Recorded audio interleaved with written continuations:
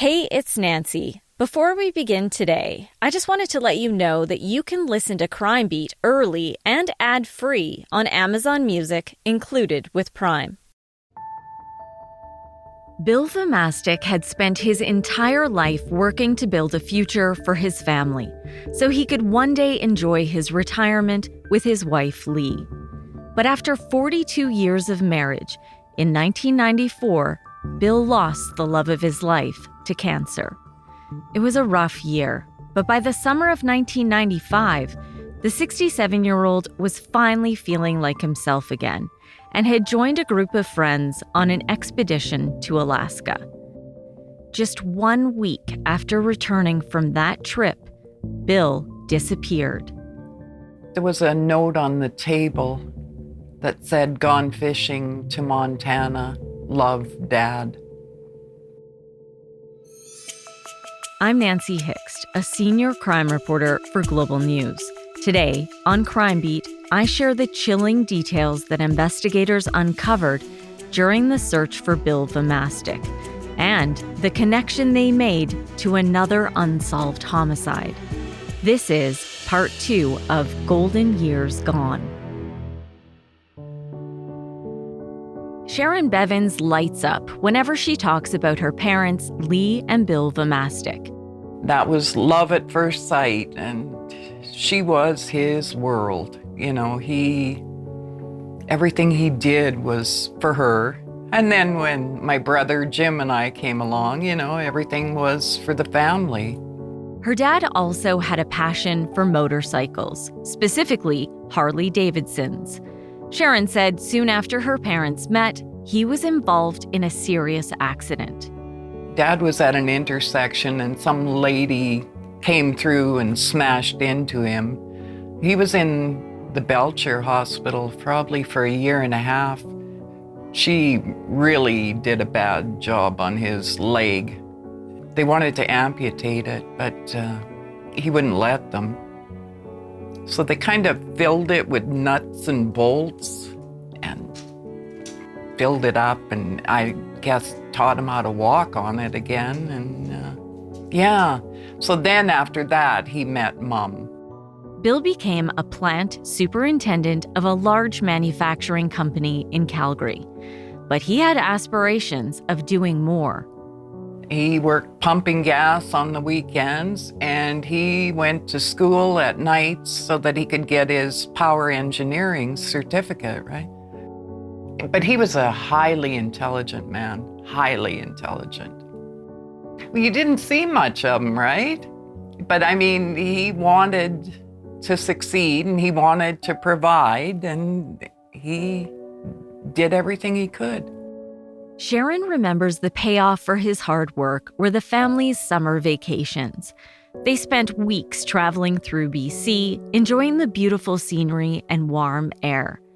She said it was an idyllic childhood, and before long, her mom and dad became empty nesters. When he first retired, he was bored to tears. He'd always wanted to retire. But once he retired, he didn't know what to do with himself. And she'd phone me and say, "Your father's following me around the house day and night, getting on my nerves." And so he came up with an idea to build a Napoleon cannon replica. And he built that from scratch. Every nut, every bolt, hand-carved wheels made out of wood. I mean, it's crazy. So yeah, he would take it out and shoot down trees, and it was his toy, but it kept him busy, kept him occupied. Retired with grown kids, Bill and Lee seemed to be living the good life until 1994. Their world fell apart as Lee lost her battle with cancer. And he was devastated. He'd say to me, "I can handle daytime," but he said, "Nighttime, I can't cope." But then, Bill met a group of friends who helped him find a new zeal for life. And he was always in such awe because they were doctors and dentists and professionals. And he said, to me, he said, you know, they accept me. He said, and we get along. So these guys would go fishing and hunting. He was doing better, much better. In the summer of 1995, Bill checked a box off his bucket list and joined his new friends on a trip to Alaska. Dad caught this 153-pound halibut, this huge, and he was so excited. Despite these new adventures, Bill still visited his kids and grandson almost every day and would frequently call to catch up when they were apart. 3 or 4 times a day, easy, yeah. And he would usually be waiting for me when I got home from work. You know, he just sitting out front. If he was feeling lonely or whatever, and I'd drag him in for supper and, you know. On the evening of August 24th, 1995, Sharon got a call from her dad. He had been back from Alaska for less than a week. She remembers the call vividly because it interrupted a major event. Him and I had this thing. I said, Dad, I'm watching the O.J. Simpson trial. I said, don't phone me between 8:30 and 9. I said, you can phone any other time, but don't phone during this trial. I'm watching it. He goes, oh, that's just silly, you know. Sharon was one of millions tuning in globally to the televised murder trial of O.J. Simpson. The former NFL football player and actor was accused of killing his ex-wife, Nicole Brown Simpson, and her friend, Ron Goldman, on June 12, 1994. The trial had captured public attention over the course of 8 months, from January through October of 1995. In the end, O.J. Simpson was acquitted of the charges, as an estimated 150 million people watched it live. Needless to say, Sharon was transfixed watching the drama unfold when she received a strange phone call from her dad. So that night, he phoned 8:45, and I said, what's wrong? And I could hear people talking in the background. He said to me, you'll never guess who's here, were his words. And I said, who? Her dad said a man he'd met at a funeral 3 weeks earlier had shown up unexpectedly. He sounded a little off, and I said, are you okay, Dad? I said, do you want me to come down? And he goes, no, it's fine. He said, your brother's here, and I said, well, okay. I don't know, it was just like he wanted me to know what was going on. And I said, well, if you decide you want me to come down, I can drive over. I said, just take me a minute, you know. And he goes, no, everything's okay. And we hung up.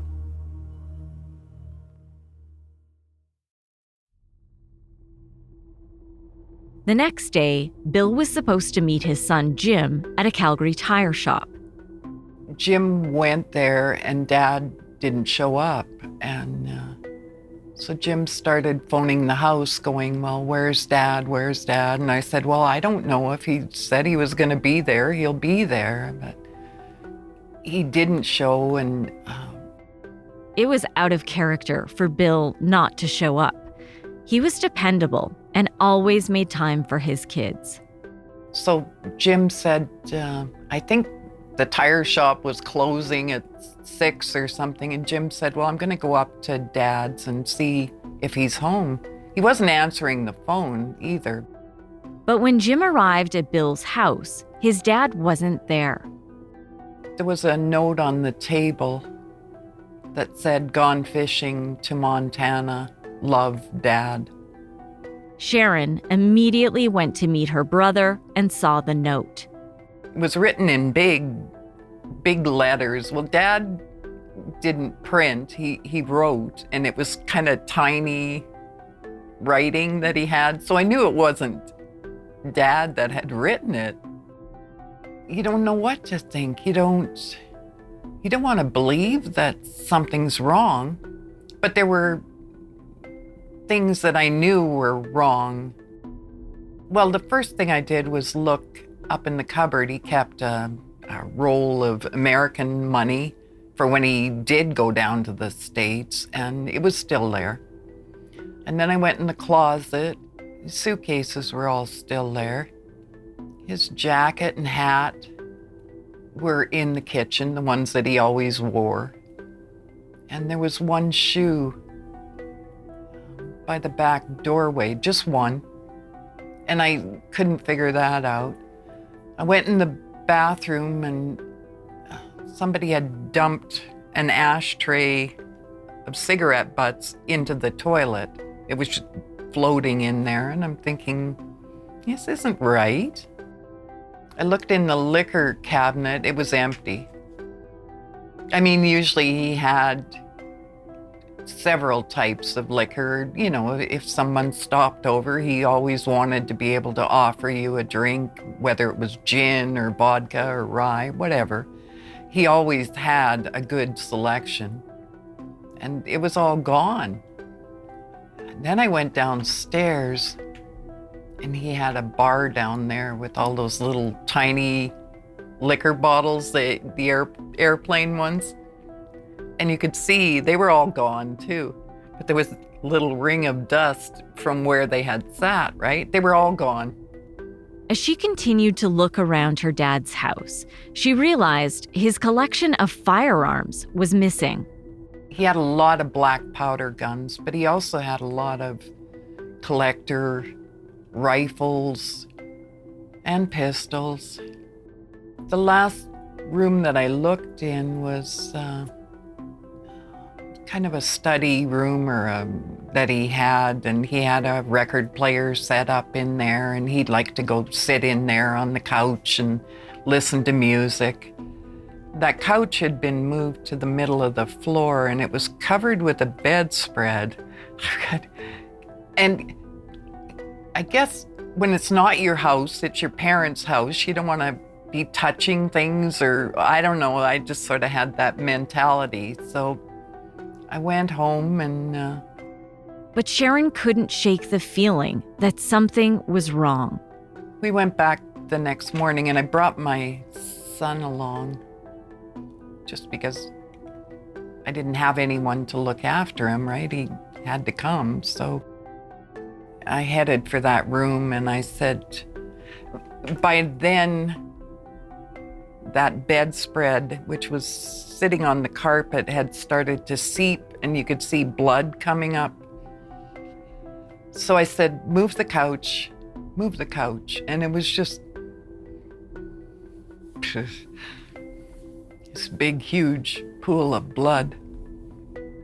So I grabbed my son and ran out of the house and just tried to collect my thoughts. Bill's family reported him missing to police. All of the investigators involved in this case are retired now, and while several spoke with me off the record, they declined to do interviews. So I turned to Cliff O'Brien for help. He's a deputy chief with the Calgary Police Service now, but back then, he was just beginning his policing career. He said this case was high profile, and details of the investigation became widely known within the service. Well, I became aware of this file when I went to the homicide unit, and some of the work that was done in this file was so incredible that we ended up using it in presentations to teach other police officers around evidence preservation and some of the different things to look for when we're at these homicide files. For me, one of the impactful parts was finding evidence that you can't see right away. So you may walk into a room, you may walk into a scene, and to the naked eye, you're not seeing anything, but suddenly with a little bit of luminol or with a different colored light or with a different lens on a camera, you're now able to see things that the naked eye didn't see. And so for me, that was one of the really impactful pieces about this file that stuck with me. Deputy Chief O'Brien said initially it was difficult to know what police were dealing with. The gone fishing note seemed innocent enough, but when Bill's family described the bloody scene in his study, officers were sent to investigate. The Calgary Police Service also started a typical missing persons protocol. One of the things that the family noticed is that that their dad's Ford Victoria vehicle was missing. And so one of the first things that we did was push out an alert with the vehicle description so that if it's spotted, that we would know. And again, we're still not sure what we have here. It's very possible that their dad is in the vehicle. We don't know. Just hours later, at about 10 p.m. on August 26, 1995, Bill Vomastic's vehicle was spotted by Calgary police officers. As they see a vehicle driving on a flat tire, they run the license plate and they see that it has been flagged by our investigators as belonging to a missing person. So the vehicle does pull over, and then right away the driver gets out and flees on foot. And so there's a foot chase between the police officers and that driver of the vehicle. The pursuit didn't last long. The man was apprehended about a block away, and officers were able to confirm that the driver was not Bill Vomastic. Upon search, they find the car keys for that vehicle, and they also find Bill Vomastic's wallet on that driver. One of the other things that they noted is that he was wearing cowboy boots. They noticed in the stitching there appeared to be some blood in that stitching. That driver was transported to our headquarters. As the investigation accelerated, officers were moving in several directions at the same time. Bill's family members were being interviewed, police were planning to speak to the driver found in his car, Bill's vehicle would need to be looked at, and a forensic examination of his house was already underway. So when the blood spatter expert arrived at the scene and took a look at the scene, it was their expert opinion that somebody had tried to cover up, that somebody had tried to clean up the scene, and there were signs of that we were able to document. They found what appeared to be a boot print that had, from blood essentially. And so the boot print looked like it had a pointier toe, similar to a cowboy boot. They noticed that there was blood spatter in different areas of the house. They noticed what appeared to be drag marks. The drag marks were from essentially the garage to the door, or perhaps from the door to the garage, difficult to tell. And this is all sounding grim. The reality is, though, somebody could still be alive. They just could have been bleeding, but it's possible that they're alive. Bill's daughter, Sharon Bevins, struggled to make sense of what had happened. I didn't know whether he was taken, whether he was still alive, whether he was laying somewhere injured. You don't know, right?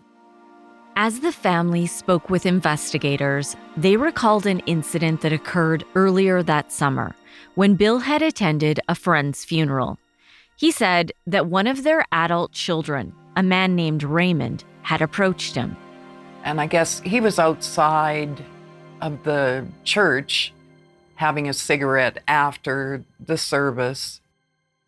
Raymond came up to him and I guess started talking with him, told him he was having a hard time, borrowed $40 off of Dad, and asked for Dad's address to drop the money back off the following week. So Dad gave him the money, apparently, and never thought anything more of it. It turned out that the same man showed up at Bill's home the night he was last seen alive. Dad and my brother Jim had supper together, and there was a knock at the door, and it was Raymond. Raymond was drinking and borrowing smokes off Dad, and I think my brother just felt a bit agitated maybe and left. Sharon and her brother told police it was likely that Raymond was the last person to see their father before he went missing. So when police recovered Bill's vehicle, driven by a man named Raymond, investigators were extremely suspicious because his full name was Raymond Tudor. So at the current time, you're under arrest because in our eyes, you're a suspect in the violence that we believe happened to Mr. Vomastic. We're not sure what. Bill went fishing as far as I know. Can you help us out at all with where Bill Vomastic might be or what happened? The last I talked to him, he was going fishing. He lent me his car and he said he was going fishing down in Montana or Idaho or something. When did you borrow Bill's car? Well, that same night we went over there. So he gave you the car that same night? That's what he sent me. And when are you to return it? Well, when he gets back. When he gets back. Did he lend you anything else? Mm-hmm. What else did he lend you? Yeah, he gave me his wallet with his credit cards in it because I don't have any money to put gas in the car, so he gave me his wallet to put gas in his car. So he lent you his wallet? Mm-hmm. And his credit cards? Yeah. All right. Well, we're friends. So he trusts me, I trust him. The interview paused, and in the video, Tudor is seen taking the opportunity to get some sleep. In the meantime, forensic crime scenes investigators reported that they had discovered a large amount of blood in the trunk of Bill's vehicle. Evidence that Bill had not simply gone missing, but had been murdered, was building. And Deputy Chief O'Brien said Tudor's version of events wasn't adding up. The investigators were suspicious initially that he's not telling the full story. Don't know what the story is, but certainly not telling the full story. At about 2:30 a.m. on August 27, 1995, detectives resumed their interview with Tudor. Raymond? Raymond? Mm-hmm. Wake up.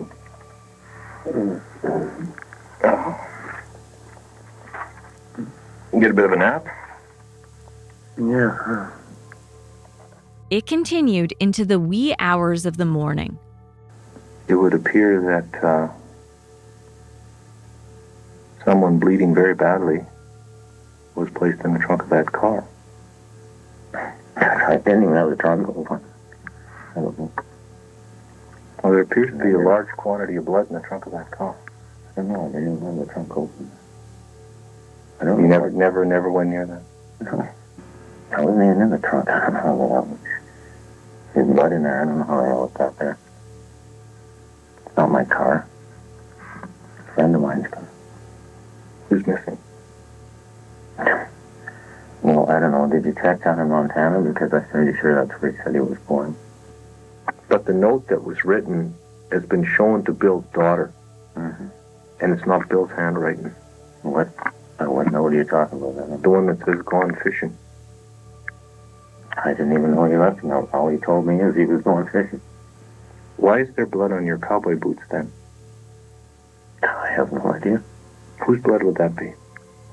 I have no idea. Would that be Bill's blood?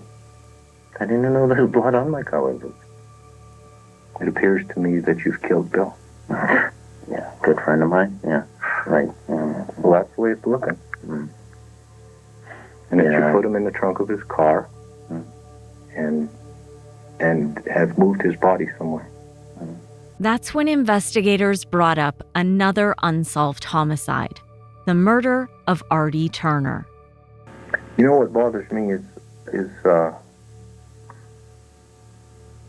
we did a little checking tonight. Mm. There's an old fellow that lived out at Langdon Mm. that you were friends with. Mm. You know who I'm referring to? Yeah, I know exactly what you're talking about. Who am I talking about? Talking about Artie. Talking about Artie. What's Artie's last name? I don't know. And no, I didn't have anything to do with that either. But the circumstances are so similar, aren't they? I have no idea. You look me in the eye and you tell me again that you didn't kill Bill. I didn't kill Bill. You tell me this. When's this nonsense going to stop? There's 2 men dead. What nonsense. You killing people. That's what nonsense. There's 2 men dead. Yeah, right. The detectives kept pushing, hoping Tudor would provide answers. You can help the family by putting Bill's body to rest and letting them have a service. Now, you can sit here stubborn. I'm still locking you up. You are being locked up, no joke, tonight. You can sit here, and you can make us look, and we'll look for a day, we'll look for 3 years. But we'll find him. And then at that point in time, in my eyes, you'll be the coldest, blooded son of a bitch I've ever met.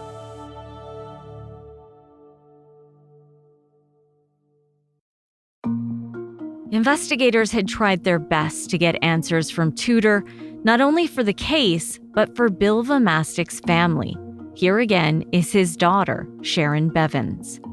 He refused to disclose anything, refused to admit doing anything, said he'd been and left, and that Dad was fine when he left, and he knew nothing about it. Yet he was wearing Dad's gold retirement watch when he was apprehended that night. You know, he driving Dad's car.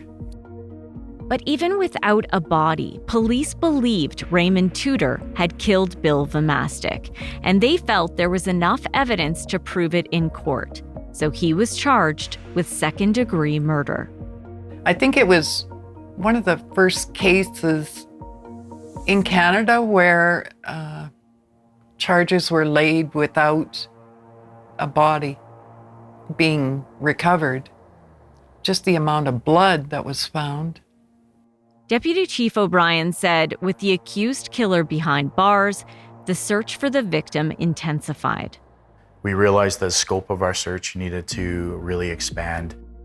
And as you just heard, Raymond Tudor was still the prime suspect in the cold case homicide of Artie Turner, which had happened more than a year earlier. Here again is the officer who worked on his case, RCMP Corporal Doug Morrison. He's playing games with us, so, that's the kind of a bad guy he is. The RCMP's investigation into Turner's death had stalled because there wasn't any forensic evidence. But it turned out news of an arrest in the murder of Bill Vomastic would break the RCMP case wide open. This is the golden witness, yeah. And just when loved ones of both victims thought some sort of closure was close, there was a shocking twist. Then they sent police cars to circle the house, every so many hours. They told me to go and take a different route to and from work. There was a lot of restless nights, I'll tell you. That's next time on Crime Beat.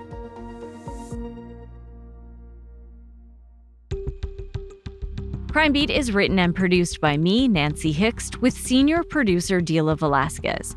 Audio editing and sound design is by Rob Johnston. Special thanks to photographer-editor Danny Lantella for his work on this episode. And thanks to Chris Bassett, the VP of Network Content, Production, Distribution, and Editorial Standards for Global News. I would love to have you tell a friend about this podcast. There are 7 seasons of stories you can listen to and share. And please consider rating and reviewing Crime Beat on Apple Podcasts or wherever you listen. You can find me on Facebook at Nancy Hixt Crime Beat and on Instagram at nancy.hixt. Thanks again for listening. Please join me next time.